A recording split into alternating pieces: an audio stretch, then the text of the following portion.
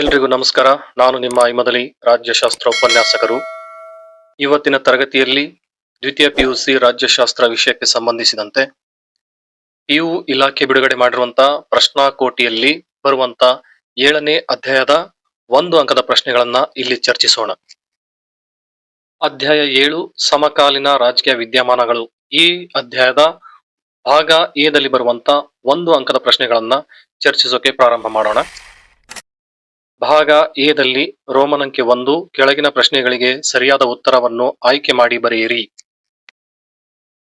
ಮೊದಲನೇ ಪ್ರಶ್ನೆ, ಲೆಜಿಸ್ ಫೇರ್ ಎಂದರೇನು ಅನ್ನುವಂತ ಪ್ರಶ್ನೆ ಇದೆ. ಇದಕ್ಕೆ 4 ಆಪ್ಷನ್ ಅನ್ನ ಕೊಟ್ಟಿದ್ದಾರೆ. 4 ಆಪ್ಷನ್ಗಳಲ್ಲಿ ಬಿ ಮುಕ್ತ ಮಾರುಕಟ್ಟೆ ಇದಕ್ಕೆ ಸರಿಯಾದಂತ ಉತ್ತರ ಆಗಿರುತ್ತೆ. ಲೆಜಿಸ್ ಫೇರ್ ಅಂದ್ರೆ ಕೆಲವು ಕಡೆಗೆ ಮುಕ್ತ ಮಾರುಕಟ್ಟೆ ಅಂತೇಳಿ, ಇನ್ನು ಕೆಲವು ಕಡೆಗೆ ಮುಕ್ತ ವ್ಯಾಪಾರ ಅಂತೇಳಿ ಚರ್ಚೆ ಮಾಡಿರ್ತಾರೆ ಟೆಕ್ಸ್ಟ್ ಬುಕ್ ಅಲ್ಲಿ. ಏನೇ ಇರ್ಲಿ, ಲೆಜಿಸ್ ಫೇರ್ ಅಂತಂದ್ರೆ ಇದಕ್ಕೆ ಸರಿಯಾದಂತ ಉತ್ತರ ಆರ್ಥಿಕತೆಯಲ್ಲಿ ಸರ್ಕಾರದ ಕನಿಷ್ಠ ಹಸ್ತಕ್ಷೇಪ ಇರೋದನ್ನ ನಾವು ಲೆಜಿಸ್ ಫೇರ್ ಅಂತ ಕರಿತೀವಿ. ಈ ಲೆಜಿಸ್ ಫೇರ್ ತತ್ವದ ಪ್ರಕಾರ ವ್ಯಾಪಾರ, ಉದ್ಯಮ, ಬೆಲೆ ನಿಗದಿ ಇತ್ಯಾದಿಗಳಲ್ಲಿ ಸರ್ಕಾರ ತಲೆ ಹಾಕಬಾರದು. ಮಾರುಕಟ್ಟೆಯನ್ನು ಸ್ವತಂತ್ರವಾಗಿ ಬಿಡಬೇಕು. ವ್ಯಾಪಾರದಲ್ಲಿ, ದೇಶದಲ್ಲಿ ನಡೆಯುವಂತ ಯಾವುದೇ ವ್ಯಾಪಾರದಲ್ಲಿ ಸರ್ಕಾರ ಹಸ್ತಕ್ಷೇಪ ಮಾಡದೇ ಇರೋದನ್ನ ಲೆಜಿಸ್ ಫೇರ್ ಅಂತೇಳಿ ಕರೀತಾರೆ. ಇದಕ್ಕೆ ಮುಕ್ತ ಮಾರುಕಟ್ಟೆ ಅಂತಾನು ಕರಿಬಹುದು ಅಥವಾ ಮುಕ್ತ ವ್ಯಾಪಾರ ಅಂತಾನು ಸಹ ಇಲ್ಲಿ ಕರಿಬಹುದಾಗುತ್ತೆ. ಯಾವುದೇ ಆರ್ಥಿಕ ನೀತಿಯಲ್ಲಿ ಸರ್ಕಾರ ಹಸ್ತಕ್ಷೇಪ ಮಾಡದೇ ಇರೋದು ಲೆಜಿಸ್ ಫೇರ್ ಆಗುತ್ತೆ. ಇದು ಮೊಟ್ಟ ಮೊದಲು ಹುಟ್ಟುಕೊಂಡಿದ್ದು ಇಂಗ್ಲೆಂಡ್ ಆರ್ಥಿಕತೆಯಲ್ಲಿ. ಈ ಲೆಜಿಸ್ ಫೇರ್ ಅನ್ನ ಉದಾರೀಕರಣದ ಮೂಲ ಅಂತೇಳಿನೂ ಸಹ ಕರೀತಾರೆ. ಈ ಲೆಜಿಸ್ ಫೇರ್ ಅನ್ನ ಉದಾರೀಕರಣದೊಂದಿಗೆ ಸೇರಿಸಲಾಗುತ್ತೆ. ಲೆಜಿಸ್ ಫೇರ್ ಅಭಿವೃದ್ಧಿಯನ್ನು ಉತ್ತೇಜಿಸುವಂತ ಒಂದು ಯೋಜನೆಯಾಗಿರುತ್ತೆ. ಈ ಲೆಜಿಸ್ ಫೇರ್ ಅನ್ನ ತೆಗೆದು ಉದಾರೀಕರಣವನ್ನ ಕಲ್ಪನೆ ಮಾಡ್ಕೊಳ್ಳೋದಕ್ಕೆ ಸಾಧ್ಯನೇ ಇರೋದಿಲ್ಲ. ಲೆಜಿಸ್ ಫೇರ್ ಆರ್ಥಿಕತೆಯನ್ನ ಉತ್ತೇಜಿಸಕ್ಕೆ ಒಂದು ದೊಡ್ಡ ರಾಮಬಾಣವಾಗಿ ಇಂಗ್ಲೆಂಡ್ ನಲ್ಲಿ ಪರಿಣಮಿಸಿತು. ಅದನ್ನ ನೋಡಿದಂತ ಜಗತ್ತಿನ ಎಲ್ಲಾ ದೇಶಗಳು ಲೆಜಿಸ್ ಫೇರ್ ಮಾರುಕಟ್ಟೆಯನ್ನ ಅಂದ್ರೆ ಮುಕ್ತ ಮಾರುಕಟ್ಟೆ ಅಥವಾ ಮುಕ್ತ ವ್ಯಾಪಾರವನ್ನ ತಮ್ಮ ದೇಶದಲ್ಲಿ ಅಳವಡಿಸಿಕೊಳ್ಳೋದಕ್ಕೆ ಪ್ರಾರಂಭ ಮಾಡ್ತವೆ. ಇನ್ನು ಎರಡನೇ ಪ್ರಶ್ನೆ ನಾವು ನೋಡಿದಾಗ, ಭಾರತದಲ್ಲಿ ಉದಾರೀಕರಣವು ಪ್ರಾರಂಭವಾದ ಇಸವಿ ಅಂತ ಇದೆ. ಭಾರತದಲ್ಲಿ 1990ರಲ್ಲಿ ಉದಾರೀಕರಣ ಅನ್ನುವಂಥದ್ದು ಪ್ರಾರಂಭ ಆಗುತ್ತೆ. 1990ಕ್ಕಿಂತ ಮುಂಚೆ ಭಾರತದಲ್ಲಿ ಆರ್ಥಿಕ ಹಿಂಜರಿತ ಪ್ರಾರಂಭವಾಗುತ್ತೆ. ಭಾರತ 1990 ಬರೋದ್ರೊಳಗೆ ದಿವಾಳಿ ರಾಷ್ಟ್ರ ಅನ್ನುವಂತ ಪರಿಸ್ಥಿತಿಗೆ ಬಂದು ನಿಂತಿರುತ್ತೆ. ಅದಕ್ಕಾಗಿ 1990ರಲ್ಲಿ ಭಾರತದಲ್ಲಿದ್ದಂತ ಚಿನ್ನವನ್ನ ಯೂನಿಯನ್ ಬ್ಯಾಂಕ್ ಆಫ್ ಸ್ವಿಟ್ಜರ್ಲೆಂಡ್ ಮತ್ತು ಬ್ಯಾಂಕ್ ಆಫ್ ಇಂಗ್ಲೆಂಡ್ ನಲ್ಲಿ ಅಡಮಾನವನ್ನ ಇಟ್ಟು ಇಂಟರ್ನ್ಯಾಷನಲ್ ಮಾನಿಟರಿ ಫಂಡ್ IMF ನಿಂದ ಭಾರತ ಒಂದು ಬೇಲ್ ಔಟ್ ಡೀಲ್ ಅನ್ನುವಂತ ಒಂದು ಯೋಜನೆಗೆ ಒಳಪಡುತ್ತೆ. ಬೇಲ್ ಔಟ್ ಡೀಲ್ ಪ್ರಕಾರ ಭಾರತದಲ್ಲಿ ಮುಕ್ತ ಮಾರುಕಟ್ಟೆಯನ್ನ ಸ್ಥಾಪನೆ ಮಾಡಬೇಕಾಗಿತ್ತು. ಇದಕ್ಕಿಂತ ಮುಂಚೆ 1985ರಲ್ಲಿ ಅಂದಿನ ಪ್ರಧಾನಮಂತ್ರಿ ದಿವಂಗತ ರಾಜೀವ್ ಗಾಂಧಿ ಅವರು ಹೊಸ ಆರ್ಥಿಕ ನೀತಿಗಳನ್ನ ಜಾರಿಗೆ ತಗೊಂಡ್ಬಂದ್ರು ಅದು ಸಫಲ ಆಗಲಿಲ್ಲ. 1990ರಲ್ಲಿ ಭಾರತದಲ್ಲಿ ಉದಾರೀಕರಣ ನೀತಿಯನ್ನ ಜಾರಿಗೆ ತರಲಾಗುತ್ತೆ. ಭಾರತದಲ್ಲಿ ಈ ಉದಾರೀಕರಣ ನೀತಿ ಜಾರಿಗೆ ಬರುತ್ತಿರುವಾಗ ಭಾರತದ ಪ್ರಧಾನಮಂತ್ರಿ PV ನರಸಿಂಹರಾವ್ ಆಗಿದ್ರು. ಹಾಗೇನೆ ಭಾರತದ ಆರ್ಥಿಕ ಮಂತ್ರಿ ಡಾಕ್ಟರ್ ಮನಮೋಹನ್ ಸಿಂಗ್ ಆಗಿದ್ರು. ಇದು 1990ರಲ್ಲಿ ಭಾರತ ಮತ್ತು ಇಂಟರ್ನ್ಯಾಷನಲ್ ಮಾನಿಟರಿ ಫಂಡ್ IMF ನಲ್ಲಿ ಒಂದು ಯೋಜನೆ ಜಾರಿಗೆ ಬರುತ್ತೆ. ಬೇಲ್ ಔಟ್ ಆಫ್ ಡೀಲ್ ಅನ್ನುವಂತ ಒಂದು ಒಪ್ಪಂದದಿಂದ ಭಾರತದಲ್ಲಿ ಉದಾರೀಕರಣ ಅನ್ನುವಂಥದ್ದು ಪ್ರಾರಂಭ ಆಗುತ್ತೆ. ಮೂರನೇ ಪ್ರಶ್ನೆಗೆ ಬಂದಾಗ, ಈಜಿಪ್ಟ್ ಸಂವಿಧಾನವು ಜಾರಿಗೆ ಬಂದ ಇಸ್ವಿ ಅಂತ ಇದೆ. ಇದಕ್ಕೆ ಸರಿಯಾದಂತ ಉತ್ತರ 1956. ಈಜಿಪ್ಟ್ ನಲ್ಲಿ 1952ರಲ್ಲಿ ರಾಜಪ್ರಭುತ್ವದ ವಿರುದ್ಧ ದಂಗೆ ಎದ್ದು ಅಲ್ಲಿ ಪ್ರಜಾಪ್ರಭುತ್ವ ಸರ್ಕಾರ ರಚನೆ ಮಾಡಬೇಕು ಅಂತ ಬಹಳಷ್ಟು ಹೋರಾಟಗಳಾಗ್ತವೆ. ಆದ್ರೆ ಈ ಹೋರಾಟಕ್ಕೆ ಫಲ ಸಿಗೋದಿಲ್ಲ. ಅದಾಗಿನೂ 1956ರಲ್ಲಿ ಈಜಿಪ್ಟ್ ನಲ್ಲಿ ಹೊಸ ಸಂವಿಧಾನವನ್ನ ಅಳವಡಿಸಿಕೊಳ್ಳಲಾಗುತ್ತೆ. 1956ರಲ್ಲಿ ಹೊಸ ಸಂವಿಧಾನ ಜಾರಿಗೆ ಬಂದಾಗ ಈಜಿಪ್ಟ್ ನಲ್ಲಿ ಗಮಾಲ್ ಅಬ್ದೆಲ್ ನಾಸಿರ್ ಅನ್ನುವಂತವರು ಅಧ್ಯಕ್ಷರಾಗಿ ಅಧಿಕಾರವನ್ನ ವಹಿಸಿಕೊಳ್ತಾರೆ. ಈ ನಾಸಿರ್ ಯಾರು ಅಂತಂದ್ರೆ ನೆಹರು ಜೊತೆಗೆ ಅಲಿಪ್ತ ನೀತಿಯನ್ನ ಜಾರಿಗೆ ತಂದಂತ ಒಬ್ಬ ವ್ಯಕ್ತಿಯಾಗಿದ್ರು. ನಾಸಿರ್ ಅವರ ನಂತರ ಈಜಿಪ್ಟ್ ನಲ್ಲಿ ಹೊಸ್ನಿ ಮುಬಾರಕ್ ಅಧ್ಯಕ್ಷರಾಗಿ ಆಯ್ಕೆಯಾಗ್ತಾರೆ. ಅವರು 3 ದಶಕಗಳಿಗಿಂತ ಹೆಚ್ಚು ಕಾಲ ಆಡಳಿತವನ್ನ ನಡೆಸ್ತಾರೆ. ಈಜಿಪ್ಟ್ ನಲ್ಲಿ ರಾಜಪ್ರಭುತ್ವವನ್ನ ತೆಗೆದುಹಾಕಿ ಪ್ರಜಾಪ್ರಭುತ್ವವನ್ನ ಜಾರಿಗೆ ಮಾಡೋದಕ್ಕೆ 3 ಹಂತದಲ್ಲಿ ಕ್ರಾಂತಿಗಳು ನಡೆಯೋದನ್ನ ನಾವು ಗಮನಿಸ್ತೇವೆ. 2011ರಲ್ಲಿ ಅಲ್ಲಿನ ಅಧ್ಯಕ್ಷರಾದಂತ ಹೊಸ್ನಿ ಮುಬಾರಕ್ ಅವರ ವಿರುದ್ಧ ಹೋರಾಟಗಳು ನಡೆದು ಹೊಸ್ನಿ ಮುಬಾರಕ್ ಅವರನ್ನ ಬಂಧಿಸಲಾಗುತ್ತೆ. ನಂತರ 2011ರಲ್ಲಿ ಮೊಹಮ್ಮದ್ ಮುರ್ಸಿ ಅವರು ಈಜಿಪ್ಟ್ ನ ಅಧ್ಯಕ್ಷರಾಗಿ ಅಧಿಕಾರವನ್ನ ವಹಿಸಿಕೊಳ್ತಾರೆ. 2012ರಲ್ಲಿ ಮೊದಲನೇ ಸಾರಿ ಈಜಿಪ್ಟಿನಲ್ಲಿ ಚುನಾವಣೆಗಳು ನಡೆದು ಮೊಹಮ್ಮದ್ ಮುರ್ಸಿ ಅವರು ಮೊದಲ ಚುನಾಯಿತ ಅಧ್ಯಕ್ಷರಾಗಿ ಈಜಿಪ್ಟ್ನಲ್ಲಿ ಆಯ್ಕೆಯಾಗ್ತಾರೆ. ಮೊಹಮ್ಮದ್ ಮುರ್ಸಿರವರು ಆಯ್ಕೆಯಾದ ನಂತರ 2013ರಲ್ಲಿ ಜಾರಿಯಲ್ಲಿರುವಂತ ಸಂವಿಧಾನವನ್ನ ರದ್ದುಗೊಳಿಸ್ತಾರೆ. ಈಜಿಪ್ಟಿನಲ್ಲಿ ಸಂವಿಧಾನ ಜಾರಿಗೆ ಬಂದಿದ್ದು 1956. ಅದು ಎಲ್ಲಿವರೆಗೆ ಚಾಲ್ತಿಯಲ್ಲಿತ್ತು ಅಂದ್ರೆ 2013ರವರೆಗೆ ಆ ಸಂವಿಧಾನ ಜಾರಿಯಲ್ಲಿರೋದನ್ನ ನಾವಿಲ್ಲಿ ಗಮನಿಸಬಹುದಾಗಿದೆ. ಪ್ರಶ್ನೆ 4 ನೋಡಿದಾಗ ಕೆಳಗಿನ ಚಿತ್ರವನ್ನು ಗುರುತಿಸಿ ಮತ್ತು ಸರಿಯಾದ ಉತ್ತರವನ್ನು ಆಯ್ಕೆ ಮಾಡಿ ಅಂತ ಇದೆ. ಈ ಕೆಳಗಿನ ಚಿತ್ರ ಮ್ಯಾನ್ಮಾರ್ ಗಡಾಫಿ ಅವರದಾಗಿದೆ. ಮ್ಯಾನ್ಮಾರ್ ಗಡಾಫಿ ಅನ್ನುವಂಥವ್ರು ಲಿಬಿಯಾದ ಸರ್ವಾಧಿಕಾರಿಯಾಗಿದ್ರು. ಲಿಬಿಯಾದ ಇತಿಹಾಸವನ್ನ ನಾವು ನೋಡಿದಾಗ 24ನೇ ಡಿಸೆಂಬರ್ 1951ರಲ್ಲಿ ಲಿಬಿಯಾ ಸ್ವತಂತ್ರವಾಗುತ್ತೆ. 1951ಕ್ಕಿಂತ ಮುಂಚೆ ಲಿಬಿಯಾ ಇಟಲಿ ದೇಶದ ಆಡಳಿತಕ್ಕೆ ಒಳಗಾಗಿತ್ತು. ಇಟಲಿ ದೇಶದ ವಸಾಹತುವಾಗಿ ಲಿಬಿಯಾ ಆಡಳಿತವನ್ನ ನಡೆಸ್ಕೊಳ್ತಾ ಇತ್ತು. 24ನೇ ಡಿಸೆಂಬರ್ 1951ರಲ್ಲಿ ಲಿಬಿಯಾ ಇಟಲಿ ದೇಶದಿಂದ ಸ್ವತಂತ್ರವನ್ನ ಪಡ್ಕೊಂಡಾಗ ಅಲ್ಲಿ ದೊರೆ, ಆ ಲಿಬಿಯಾ ದೇಶದ ರಾಜ ದೊರೆ ಇದ್ರಿಸ್ ಅನ್ನುವಂಥವ್ರು ಸಂವಿಧಾನಾತ್ಮಕವಾಗಿ ಮತ್ತು ಆನುವಂಶಿಕ ರಾಜಪ್ರಭುತ್ವವನ್ನ ನಡೆಸ್ಕೊಳ್ತಾ ಹೋಗ್ತಾ ಇದ್ರು. ಲಿಬಿಯಾ ಅನ್ನುವಂಥದ್ದು ಮರಳುಗಾಡಿನಿಂದ ತುಂಬಿದಂತ ದೇಶ ಆಗಿದೆ. ಉತ್ತರ ಆಫ್ರಿಕಾದಲ್ಲಿರುವಂತಹ ಒಂದು ದೇಶ. ಇಲ್ಲಿ ಪೆಟ್ರೋಲಿಯಂ ಪ್ರಾಡಕ್ಟ್ ಅತಿ ಹೆಚ್ಚಾಗಿರೋದನ್ನ ನಾವು ನೋಡ್ತಾ ಇದೀವಿ. ಮ್ಯಾನ್ಮಾರ್ ಗಡಾಫಿ ಅನ್ನುವಂಥವ್ರು 1972ರಲ್ಲಿ ಲಿಬಿಯಾದ ದೊರೆ ಇದ್ರಿಸ್ ಅವರ ವಿರುದ್ಧ ಮಿಲಿಟರಿ ದಂಗೆಯನ್ನ ಮಾಡಿ ಇದ್ರಿಸ್ ಅವರನ್ನ ಬಂಧಿಸಿ ಲಿಬಿಯಾದ ಸರ್ವಾಧಿಕಾರಿಯಾಗಿ ಆಡಳಿತಕ್ಕೆ ಬರ್ತಾರೆ. 1972ರಲ್ಲಿ ಲಿಬಿಯಾದಲ್ಲಿ ರಾಜಕೀಯ ಪಕ್ಷವನ್ನ ನಿಷೇಧವನ್ನ ಮಾಡ್ತಾರೆ. ಇನ್ನು 5ನೇ ಪ್ರಶ್ನೆ ನಾವು ನೋಡಿದಾಗ ಮ್ಯಾನ್ಮಾರ್ ಗಡಾಫಿ ಲಿಬಿಯಾದಲ್ಲಿ 1972ರಲ್ಲಿ ಇದನ್ನು ನಿಷೇಧಿಸಿದರು ಅಂತ ಇದೆ. ಇದಕ್ಕೆ ಸರಿಯಾದಂತ ಉತ್ತರ ರಾಜಕೀಯ ಪಕ್ಷಗಳು. 4ನೇ ಪ್ರಶ್ನೆಗೆ ಸಂಬಂಧಿಸಿದಂತೆ ಲಿಬಿಯಾದ ಇತಿಹಾಸವನ್ನ ನಾವು ಈಗಾಗಲೇ ಚರ್ಚಿಸಿದ್ದೇವೆ. 1972ರಲ್ಲಿ ಲಿಬಿಯಾ ದೇಶದಲ್ಲಿ ದೊರೆ ಇದ್ರಿಸ್ ಅವರನ್ನ ಬಂಧಿಸಿ ಅಥವಾ ಅವರನ್ನ ಪದಚ್ಯುತಗೊಳಿಸಿ ಅವತ್ತಿನ ಯುವಕ ಮ್ಯಾನ್ಮಾರ್ ಗಡಾಫಿ ಆಡಳಿತಕ್ಕೆ ಬರ್ತಾರೆ. 1972ರಲ್ಲಿ ಲಿಬಿಯಾದ ಎಲ್ಲಾ ರಾಜಕೀಯ ಪಕ್ಷಗಳನ್ನ ನಿಷೇಧ ಮಾಡ್ತಾರೆ. ಜೊತೆಗೆ ಅಲ್ಲಿನ ಚುನಾವಣೆಗಳನ್ನ ನಿರ್ಬಂಧಗೊಳಿಸ್ತಾರೆ. ನಿರ್ಬಂಧಗೊಳಿಸಿ ಇಡೀ ಲಿಬಿಯಾದ ಸರ್ವಾಧಿಕಾರಿಯಾಗಿ ಆಡಳಿತವನ್ನ ವಹಿಸ್ಕೊಳ್ತಾರೆ ಮ್ಯಾನ್ಮಾರ್ ಗಡಾಫಿ ಅನ್ನುವಂಥವ್ರು. ಈ ಮ್ಯಾನ್ಮಾರ್ ಗಡಾಫಿ 2011ರವರೆಗೂ ಆಡಳಿತದಲ್ಲಿರೋದನ್ನ ನಾವು ನೋಡ್ತಾ ಇದ್ದೀವಿ. ಕೊನೆಗೆ ಲಿಬಿಯಾದ ಸಾರ್ವಜನಿಕರೇ ಲಿಬಿಯಾದ ಸರ್ವಾಧಿಕಾರಿಯಾದಂತ ಮ್ಯಾನ್ಮಾರ್ ಗಡಾಫಿಯನ್ನ ಕೊಂದು ಹಾಕಿ ಅಲ್ಲಿ ಪ್ರಜಾಪ್ರಭುತ್ವ ಜಾರಿಗೆ ತರಕ್ಕೆ ಪ್ರಯತ್ನ ಪಟ್ಟಂತ ಘಟನೆ ಇತಿಹಾಸದಲ್ಲಿ ದಾಖಲಾಗಿರೋದನ್ನ ನಾವು ನೋಡ್ತಾ ಇದ್ದೀವಿ. ಇನ್ನು 6ನೇ ಪ್ರಶ್ನೆಯನ್ನ ನಾವು ನೋಡಿದಾಗ ಸಿರಿಯಾ ಈ ದೇಶದಿಂದ ಸ್ವತಂತ್ರ ಪಡೆಯಿತು ಅಂತ ಇದೆ. ಸಿರಿಯಾ ಫ್ರಾನ್ಸ್ ದೇಶದಿಂದ ಸ್ವತಂತ್ರ ಪಡೆದಿರೋದನ್ನ ನಾವಿಲ್ಲಿ ಗಮನಿಸಬಹುದಾಗಿದೆ. 1946ರವರೆಗೂ ಸಿರಿಯಾ ಫ್ರಾನ್ಸ್ನ ವಸಾಹತುವಾಗಿ ಆಡಳಿತಕ್ಕೆ ಒಳಪಟ್ಟಿತ್ತು. 1946ರಲ್ಲಿ ಸಿರಿಯಾ ದೇಶವು ಫ್ರಾನ್ಸ್ನಿಂದ ಸ್ವತಂತ್ರವನ್ನ ಪಡ್ಕೊಳ್ಳುತ್ತೆ. ಸಿರಿಯಾ ದೇಶದಲ್ಲಿ ಕೆಲವು ಜನಾಂಗಗಳಿರೋದನ್ನ ನಾವು ನೋಡ್ತಾ ಇದ್ದೀವಿ. ಅಂತ ಜನಾಂಗಗಳಲ್ಲಿ ಬಹಳ ಮುಖ್ಯವಾಗಿರುವಂತದ್ದು ಅರಬ್ಸ್, ಕುರ್ಡ್ಸ್, ಅರ್ಮೇನಿಯನ್ಸ್, ಅಸಿರಿಯನ್ಸ್ ಮತ್ತು ತುರ್ಕ್ಮೇನಿಯನ್ಸ್ ಜನಾಂಗ ಸಿರಿಯಾ ದೇಶದಲ್ಲಿ ಇರೋದನ್ನ ನಾವು ನೋಡ್ತಾ ಇದ್ದೀವಿ. ಪ್ರತಿ ಸಾರಿ ಈ ಒಂದು ಪ್ರಶ್ನೆ ನಿಮ್ಮ ವಾರ್ಷಿಕ ಪರೀಕ್ಷೆಗೆ ಬರುವಂತ ಎಲ್ಲಾ ಸಾಧ್ಯತೆಗಳಿರೋದ್ರಿಂದ ಇಲ್ಲಿನ ಜನಾಂಗವನ್ನು ಸಹ ನಾವು ಗಮನಿಸಬೇಕಾಗುತ್ತೆ. ಸಿರಿಯಾ ದೇಶದಲ್ಲಿ ಅಸ್ತಿತ್ವದಲ್ಲಿರುವಂತಹ ಒಂದು ರಾಜಕೀಯ ಪಕ್ಷ, ಆ ಪಕ್ಷದ ಹೆಸರು ಬಾತ್ ಅನ್ನುವಂತ ರಾಜಕೀಯ ಪಕ್ಷ. 1963ರಲ್ಲಿ ಬಾತ್ ರಾಜಕೀಯ ಪಕ್ಷದ ದಂಗೆಯ ಪರಿಣಾಮವಾಗಿ ಅಲ್ಲಿ ಏಕಪಕ್ಷದ ಸರ್ವಾಧಿಕಾರ ಸರ್ಕಾರ ಅಸ್ತಿತ್ವಕ್ಕೆ ಬರೋದನ್ನ ನಾವಿಲ್ಲಿ ನೋಡಬಹುದಾಗಿದೆ. 2011 ಮತ್ತು 2012ನೇ ಸಾಲಿನಲ್ಲಿ ಸಿರಿಯಾದಲ್ಲಿ ಹೊಸ ಸಂವಿಧಾನವನ್ನ ಜಾರಿಗೆ ತರಲಾಯಿತು. ಆ ಹೊಸ ಸಂವಿಧಾನದ ಪ್ರಕಾರ ಸಿರಿಯಾದಲ್ಲಿ ಬಹುಪಕ್ಷ ಪದ್ಧತಿಯ ಆಡಳಿತಕ್ಕೆ ಅವಕಾಶವನ್ನ ಮಾಡಿಕೊಡ್ತು. 2011-12ರವರೆಗೆ ಸಿರಿಯಾವನ್ನ ಆಡಳಿತ ಮಾಡಿದಂತ ಏಕೈಕ ರಾಜಕೀಯ ಪಕ್ಷ ಬಾತ್ ರಾಜಕೀಯ ಪಕ್ಷವಾಗಿತ್ತು. 7ನೇ ಪ್ರಶ್ನೆ ನಾವು ನೋಡಿದಾಗ ಖಾಸಗೀಕರಣವನ್ನು ಮೊಟ್ಟ ಮೊದಲಿಗೆ ಅಳವಡಿಸಿಕೊಂಡ ದೇಶ ಯಾವುದು ಅಂತ ಕೇಳಿದಾನೆ. ಖಾಸಗೀಕರಣವನ್ನ ಮೊಟ್ಟ ಮೊದಲು ಅಳವಡಿಸಿಕೊಂಡಂತ ದೇಶ ಇಂಗ್ಲೆಂಡ್ ಆಗಿತ್ತು. ನಂತರ ಅಮೆರಿಕವಾಗಿತ್ತು. 1980ರ ದಶಕದಲ್ಲಿ ಖಾಸಗೀಕರಣವನ್ನ ಮೊದಲು ಇಂಗ್ಲೆಂಡ್ ಅಳವಡಿಸಿಕೊಳ್ಳುತ್ತೆ. ನಂತರ ಅಮೆರಿಕ ಖಾಸಗೀಕರಣವನ್ನ ಅಳವಡಿಸಿಕೊಳ್ಳೋದನ್ನ ನಾವಿಲ್ಲಿ ನೋಡ್ತಾ ಇದ್ದೇವೆ. ಇನ್ನು ಖಾಸಗೀಕರಣ ಅಂತಂದ್ರೆ ಈಗಾಗಲೇ ಸರ್ಕಾರದ ಒಡೆತನದಲ್ಲಿರುವಂತಹ ಕಂಪನಿಗಳನ್ನ ಖಾಸಗಿ ಒಡೆತನಕ್ಕೆ ಒದಗಿಸಿಕೊಡುವಂತ ಯೋಜನೆಗಳನ್ನ ಖಾಸಗೀಕರಣ ಅಂತೇಳಿ ಕರಿತೀವಿ. ಇಂಗ್ಲೆಂಡ್ ನಲ್ಲಿ ಸರ್ಕಾರದ ಅಧೀನದಲ್ಲಿದ್ದಂತ ಕಂಪನಿಗಳು ಬಹಳಷ್ಟು ನಷ್ಟವನ್ನ ಅನುಭವಿಸ್ತಾ ಇದ್ವು. ಆ ನಷ್ಟವನ್ನ ಸರಿದೂಗಿಸೋದಕ್ಕಾಗಿ ಇಂಗ್ಲೆಂಡ್ 1980ರ ದಶಕದಲ್ಲಿ ಸರ್ಕಾರಿ ಒಡೆತನದಲ್ಲಿದ್ದಂತ ಕಂಪನಿಗಳನ್ನ, ಬ್ಯಾಂಕ್ಗಳನ್ನ ಖಾಸಗಿ ಒಡೆತನಕ್ಕೆ ಒದಗಿಸಿಕೊಡುವಂತ ಪ್ರಯತ್ನವನ್ನ ಮಾಡಿತು. ಅದರಲ್ಲಿ ಯಶಸ್ವಿನೂ ಸಹ ಆಯಿತು. ಅದನ್ನ ನೋಡಿದಂತ ಅಮೆರಿಕ ತಾನೂ ಸಹ ಖಾಸಗೀಕರಣವನ್ನ ಜಾರಿಗೆ ತರೋದಕ್ಕೆ ಪ್ರಾರಂಭ ಮಾಡ್ತು. ಈ ಎರಡೂ ದೇಶ ಖಾಸಗೀಕರಣದಿಂದ ಆರ್ಥಿಕವಾಗಿ ಬಹಳ ಶೀಘ್ರವಾಗಿ ಬೆಳೆತಿದ್ದನ್ನ ಗಮನಿಸಿದಂತ ಜಗತ್ತು ಎಲ್ಲಾ ರಾಷ್ಟ್ರಗಳು ಇವತ್ತು ಖಾಸಗೀಕರಣಕ್ಕೆ ಹೆಚ್ಚು ಉತ್ತೇಜನ ಕೊಡೋದನ್ನ ನಾವಿಲ್ಲಿ ನೋಡ್ತಾ ಇದ್ದೀವಿ. ಇನ್ನು 8ನೇ ಪ್ರಶ್ನೆ ನಾವು ನೋಡಿದಾಗ ಸಿರಿಯಾ ಸ್ವತಂತ್ರಗೊಂಡ ವರ್ಷ ಯಾವುದು ಅಂತ ಕೇಳಿದಾನೆ. ಈಗಾಗಲೇ ಸಿರಿಯಾದ ಬಗ್ಗೆ ನಾವು ಚರ್ಚೆ ಮಾಡಿದೀವಿ. ಸಿರಿಯಾ 1946ರಲ್ಲಿ ಫ್ರಾನ್ಸ್ ನಿಂದ ಸ್ವತಂತ್ರಗೊಳ್ಳುತ್ತೆ. ಸಿರಿಯಾದಲ್ಲಿರುವಂತ ಏಕೈಕ ರಾಜಕೀಯ ಪಕ್ಷ ಬಾತ್ ರಾಜಕೀಯ ಪಕ್ಷವಾಗಿತ್ತು.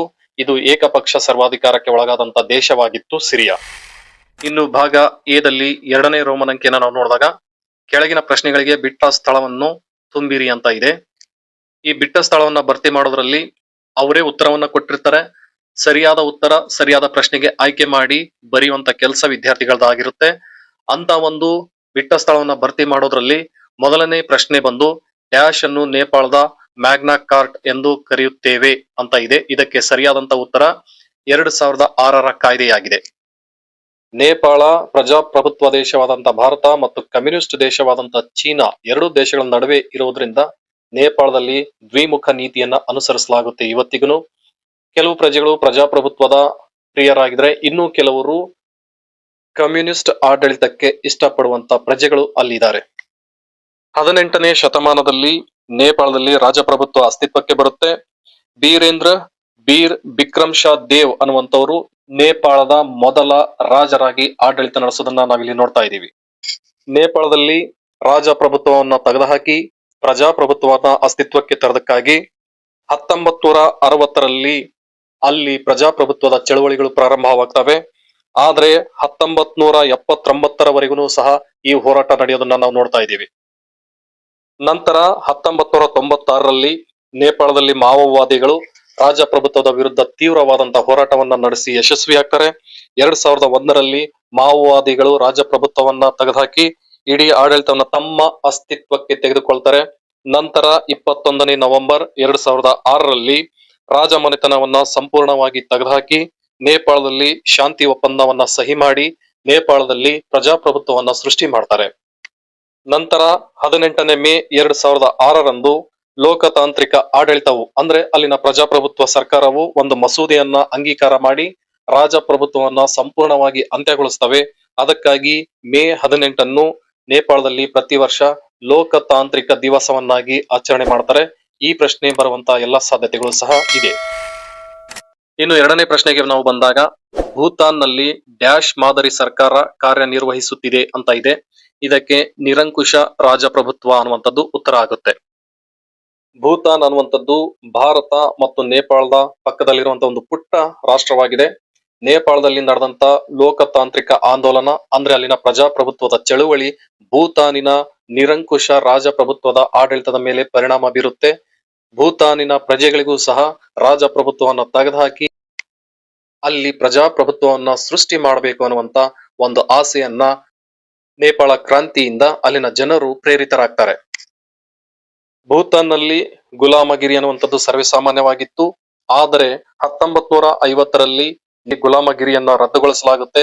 ಜೊತೆಗೆ ಸಂವಿಧಾನವನ್ನ ರಚನೆ ಮಾಡೋಕೆ ಅಲ್ಲಿನ ರಾಜಪ್ರಭುತ್ವ ಆಜ್ಞೆಯನ್ನ ಕೊಡುತ್ತೆ. ದೊರೆ ಜಿಗ್ಮಿ ದೊರ್ಜಿ ವಾಂಗ್ಚುಕ್ ಆಗಿದ್ರು. ಅವರ ಮಗ ಜಿಗ್ಮಿ ಸಿಂಘೆ ವಾಂಗ್ಚುಕ್ 1972ರಲ್ಲಿ ಅವರು ಉತ್ತರಾಧಿಕಾರಿಯಾಗಿ ಅಧಿಕಾರವನ್ನ ವಹಿಸಿಕೊಳ್ತಾರೆ. 1990ರಲ್ಲಿ SK ನ್ಯೂಪೆನ್ ನೇತೃತ್ವದಲ್ಲಿ ಭೂತಾನ್ನಲ್ಲಿ ಶಾಂತಿಯುತವಾದಂತ ಹೋರಾಟದ ಮೂಲಕ ರಾಜಪ್ರಭುತ್ವವನ್ನು ತೆಗೆದುಹಾಕಿ ಪ್ರಜಾಪ್ರಭುತ್ವ ಸೃಷ್ಟಿ ಮಾಡಬೇಕು ಅನ್ನುವಂತ ಹೋರಾಟಗಳು ನಡೀತವೆ. ಇನ್ನು ಭೂತಾನ್ ದೇಶದ ಸಂಸತ್ತನ್ನು ಭೂತಾನ್ ರಾಷ್ಟ್ರೀಯ ಮಂಡಳಿ ನ್ಯಾಷನಲ್ ಕೌನ್ಸಿಲ್ ಅಂತೇಳಿ ಕರಿತೀವಿ. ಇಲ್ಲಿ 24ನೇ ಮಾರ್ಚ್ 2008ರಲ್ಲಿ ಪ್ರಪ್ರಥಮ ಬಾರಿಗೆ ಪ್ರಜಾಸತ್ತಾತ್ಮಕ ಚುನಾವಣೆಗಳು ನಡೆದಿರೋದು ಭೂತಾನ್ ನಲ್ಲಿ ನಾವು ನೋಡಬಹುದಾಗಿದೆ. ಆದಾಗ್ಯೂ ಭೂತಾನ್ ನಲ್ಲಿ ಇನ್ನೂ ಸಹ ನಿರಂಕುಶ ರಾಜಪ್ರಭುತ್ವ ಇರೋದನ್ನ ನಾವು ನೋಡ್ತಾ ಇದ್ದೀವಿ. ಅಲ್ಲಿ ನಿರಂತರವಾದಂತ ಹೋರಾಟಗಳು ನಡೀತಿದಾವೆ. ರಾಜಪ್ರಭುತ್ವವನ್ನು ತೆಗೆದುಹಾಕಿ ಪ್ರಜಾಪ್ರಭುತ್ವ ಸೃಷ್ಟಿ ಮಾಡುವಂತ ಹೋರಾಟ ಇವತ್ತಿಗೂ ಸಹ ಭೂತಾನ್ ನಲ್ಲಿ ನಡೀತಿರೋದನ್ನ ನಾವಿಲ್ಲಿ ಗಮನಿಸಬಹುದಾಗಿದೆ. 3ನೇ ಪ್ರಶ್ನೆ ನಾವು ನೋಡಿದಾಗ ಡ್ಯಾಶ್ ರಲ್ಲಿ ನೇಪಾಳದಲ್ಲಿ ಚುನಾಯಿತ ಸರ್ಕಾರವು ಅಧಿಕಾರಕ್ಕೆ ಬಂದಿತು ಅಂತ ಇದೆ. 18ನೇ ಮೇ 2006ರಲ್ಲಿ ಚುನಾಯಿತ ಸರ್ಕಾರ ಅಸ್ತಿತ್ವಕ್ಕೆ ಬಂದಿರೋದನ್ನ ನಾವು ಈಗಾಗಲೇ ಚರ್ಚೆ ಮಾಡಿದ್ದೇವೆ. ನೇಪಾಳದಲ್ಲಿ 18ನೇ ಮೇ ಅನ್ನ ಲೋಕತಾಂತ್ರಿಕ ದಿನ ಅಂತೇಳಿ ಆಚರಣೆ ಮಾಡ್ತಾರೆ. ಈ ಲೋಕತಾಂತ್ರಿಕ ದಿನವನ್ನ 18ನೇ ಮೇ 2006ರಲ್ಲಿ ರಾಜಪ್ರಭುತ್ವ ಸಂಪೂರ್ಣವಾಗಿ ನಿಷೇಧವಾಗಿ ಅಲ್ಲಿ ಲೋಕತಾಂತ್ರಿಕ ಆಡಳಿತ ಅಂದ್ರೆ ಪ್ರಜಾಪ್ರಭುತ್ವದ ಆಡಳಿತ ಪ್ರಾರಂಭವಾಗುತ್ತೆ. ಅದಕ್ಕಾಗಿ ಪ್ರತಿ ವರ್ಷ 18ನೇ ಮೇ ಅನ್ನ ನೇಪಾಳದಲ್ಲಿ ಲೋಕತಾಂತ್ರಿಕ ದಿನವನ್ನಾಗಿ ಆಚರಣೆ ಮಾಡ್ತಾರೆ. 4ನೇ ಪ್ರಶ್ನೆಗೆ ನಾವು ಬಂದಾಗ ಡ್ಯಾಶ್ ಎಂಬುದು ಅಫ್ಘಾನಿಸ್ತಾನದಲ್ಲಿರುವ ಒಂದು ಪ್ರಮುಖ ಭಯೋತ್ಪಾದಕ ಸಂಘಟನೆಯಾಗಿದೆ ಅಂತ ಇದೆ. ಇದಕ್ಕೆ ಉತ್ತರ ತಾಲಿಬಾನ್ ಸಂಘಟನೆಯಾಗಿದೆ. ಅಫ್ಘಾನಿಸ್ತಾನದಲ್ಲಿ ತಾಲಿಬಾನ್ ಸಂಘಟನೆ ಇವತ್ತು ಪ್ರಸ್ತುತ ದಿನದಲ್ಲಿ ದೇಶದ ಚುಕ್ಕಾಣಿಯನ್ನ ಹಿಡಿದು ಆಡಳಿತ ನಡೆಸುವಂತ ಒಂದು ಸಂಘಟನೆಯಾಗಿದೆ. ತಾಲಿಬಾನ್ 2001ರಲ್ಲಿ ಜಗತ್ತಿನಾದ್ಯಂತ ಬಹಳ ದೊಡ್ಡ ಸುದ್ದಿಯನ್ನ ಮಾಡಿತ್ತು. ತಾಲಿಬಾನಿನ ನಾಯಕ ಒಸಾಮಾ ಬಿನ್ ಲ್ಯಾಡನ್ ಆಗಿದ್ರು. ಇವರು 2001ರ ಇಸ್ವಿಯಲ್ಲಿ ಅಮೆರಿಕದ ಟ್ವಿನ್ ಟವರ್ಗಳ ಮೇಲೆ ಭಯೋತ್ಪಾದಕ ದಾಳಿಯನ್ನ ಮಾಡಿ ತಾಲಿಬಾನ್ ಸಂಘಟನೆ ಇಡೀ ಜಗತ್ತಿಗೆ ಗೊತ್ತಾಗುವಂತೆ ಮಾಡಿದ್ರು. ಹಾಗಾಗಿ ಅಫ್ಘಾನಿಸ್ತಾನದ ಒಂದು ಭಯೋತ್ಪಾದಕ ಸಂಘಟನೆ ತಾಲಿಬಾನ್ ಆಗಿದೆ. ಡ್ಯಾಶ್ ರವರು ಲಿಬಿಯಾದ ಸಂವಿಧಾನಿಕ ಮತ್ತು ಆನುವಂಶಿಕ ರಾಜಪ್ರಭುತ್ವದ ಮುಖ್ಯಸ್ಥರಾಗಿದ್ದರು ಅಂತ ಇದೆ. ಇದಕ್ಕೆ ಸರಿಯಾದಂತ ಉತ್ತರ ಕಿಂಗ್ ಇದ್ರಿಸ್ ಆಗಿದ್ರು. 24ನೇ ಡಿಸೆಂಬರ್ 1951ರಲ್ಲಿ ಲಿಬಿಯಾ ದೇಶವು ಇಟಲಿಯಿಂದ ಸ್ವತಂತ್ರವನ್ನ ಪಡೆದಾಗ ಅಲ್ಲಿ ದೊರೆ ಇದ್ರಿಸ್ ಅನ್ನುವಂತವ್ರ ನೇತೃತ್ವದಲ್ಲಿ ಸಂವಿಧಾನಾತ್ಮಕ ಮತ್ತು ಆನುವಂಶಿಕ ರಾಜಪ್ರಭುತ್ವ ಅಸ್ತಿತ್ವದಲ್ಲಿರೋದನ್ನ ನಾವು ನೋಡಿದೀವಿ. ಇದನ್ನ ಹಿಂದಿನ ಪ್ರಶ್ನೆಗಳಲ್ಲಿ ನಾವು ಚರ್ಚಿಸಿದ್ದೇವೆ. ಇನ್ನು 6ನೇ ಪ್ರಶ್ನೆ ನಾವು ನೋಡಿದಾಗ ಭೂತಾನ್ ನಲ್ಲಿ ಡ್ಯಾಶ್ ರಂದು ಸಂವಿಧಾನವನ್ನು ಅಳವಡಿಸಿಕೊಳ್ಳಲಾಯಿತು ಅಂತ ಇದೆ. ಭೂತಾನ್ ನಲ್ಲಿ 18ನೇ ಜುಲೈ 2011ರಂದು ಸಂವಿಧಾನವನ್ನ ಅಳವಡಿಸಿಕೊಳ್ಳಲಾಯಿತು.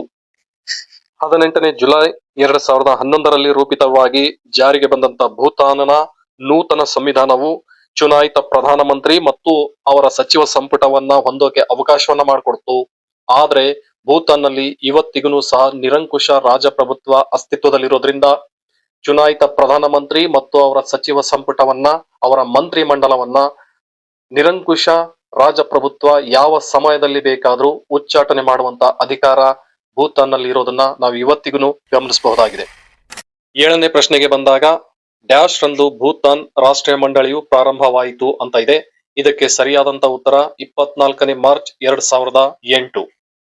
ಭೂತಾನ್ನ ಸಂಸತ್ತನ್ನ ಭೂತಾನ್ ರಾಷ್ಟ್ರೀಯ ಮಂಡಳಿ ಅಂತ ಕರಿತೀವಿ. ಇದಕ್ಕೆ ನ್ಯಾಷನಲ್ ಕೌನ್ಸಿಲ್ ಅಂತ ಇಂಗ್ಲಿಷ್ ನಲ್ಲಿ ಕರೀತಾರೆ. ಇದು 24ನೇ ಮಾರ್ಚ್ 2008ರಲ್ಲಿ ಅಸ್ತಿತ್ವಕ್ಕೆ ಬರುತ್ತೆ.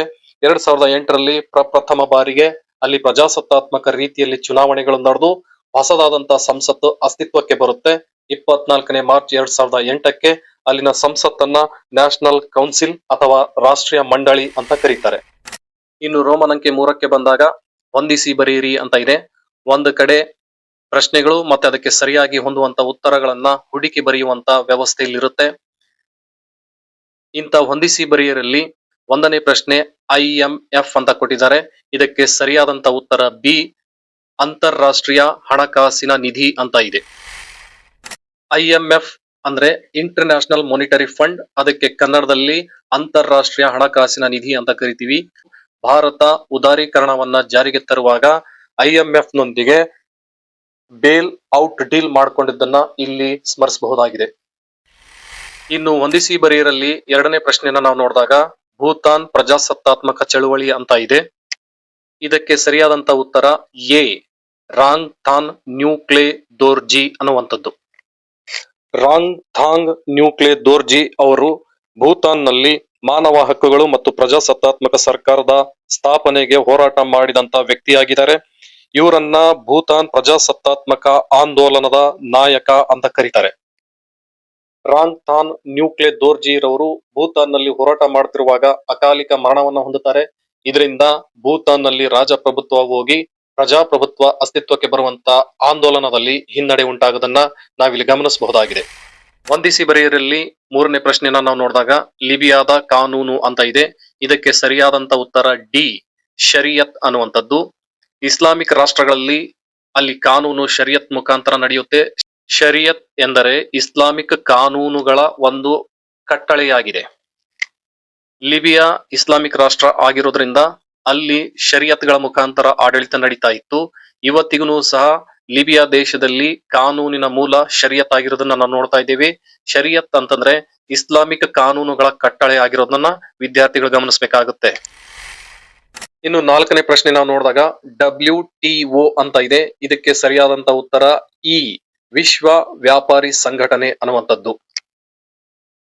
WTO ಅನ್ನುವಂಥದ್ದು ವಿಶ್ವ ವ್ಯಾಪಾರ ಸಂಘಟನೆ ಆಗಿರಿದೆ. ಈ ವಿಶ್ವ ವ್ಯಾಪಾರ ಸಂಘಟನೆಯು 1ನೇ ಜನವರಿ 1995ಕ್ಕೆ ಅಸ್ತಿತ್ವಕ್ಕೆ ಬಂದಿರುವಂತದ್ದು. ಭಾರತ WTO ಸ್ಥಾಪಕ ಸದಸ್ಯ ರಾಷ್ಟ್ರಗಳಲ್ಲಿ ಒಂದಾಗಿದೆ. ಇದರ ಕೇಂದ್ರ ಕಚೇರಿ ಸ್ವಿಟ್ಜರ್ಲ್ಯಾಂಡಿನ ಜಿನೇವಾ ಅನ್ನುವಂತ ನಗರದಲ್ಲಿದೆ. ಇವತ್ತು WTOದಲ್ಲಿ 160ಕ್ಕಿಂತ ಹೆಚ್ಚು ರಾಷ್ಟ್ರಗಳು ಸದಸ್ಯತ್ವವನ್ನು ಪಡ್ಕೊಂಡಿರೋದನ್ನ ನಾವು ನೋಡ್ತಾ ಇದ್ದೀವಿ.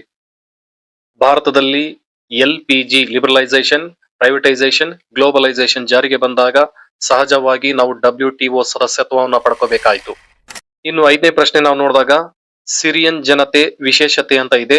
ಸಿರಿಯಾದಲ್ಲಿ ವೈವಿಧ್ಯಮಯ ಜನಾಂಗೀಯತೆ ಇರೋದನ್ನ ನಾವು ನೋಡ್ತಾ ಇದ್ದೇವೆ. ಸಿರಿಯಾದಲ್ಲಿ ಹಲವಾರು ಜನಾಂಗಗಳಿದಾವೆ ಅನ್ನುವಂಥದ್ದನ್ನ ಹಿಂದಿನ ಪ್ರಶ್ನೆಯಲ್ಲಿ ನಾವು ನೋಡಿದ್ದೇವೆ. ಅದಾಗಿನೂ ಸಹ ಅರಬ್ಸ್, ಕುರ್ಡ್ಸ್, ಅರ್ಮೇನಿಯನ್ಸ್, ಅಸ್ಸಿರಿಯನ್ಸ್ ಮತ್ತು ತುರ್ಕ್ಮೇನಿಸ್ ಅನ್ನುವಂಥ ಜನಾಂಗ ಸಿರಿಯಾ ದೇಶದಲ್ಲಿ ಇರೋದನ್ನ ನಾವು ನೋಡ್ತಾ ಇದ್ದೀವಿ. ಇನ್ನು ರೋಮನ್ ಅಂಕೆ 4ಕ್ಕೆ ಬಂದಾಗ ಕೆಳಗಿನ ಪ್ರಶ್ನೆಗಳಿಗೆ ಒಂದು ವಾಕ್ಯದಲ್ಲಿ ಉತ್ತರಿಸಿ ಅಂತ ಇದೆ. ಅದರಲ್ಲಿ 1ನೇ ಪ್ರಶ್ನೆ, ಭೂತಾನ್ನಲ್ಲಿ ಪ್ರಜಾಸತ್ತಾತ್ಮಕ ಚಳುವಳಿಗೆ ಪ್ರೇರಣೆಯಾದವರು ಯಾರು ಅಂತ ಇದೆ. ಇದಕ್ಕೆ ಸರಿಯಾದಂತ ಉತ್ತರ ರಾಂಗ್ ಥಾನ್ ನ್ಯೂಕ್ಲೆ ದೋರ್ಜಿ ಅನ್ನುವಂಥದ್ದು.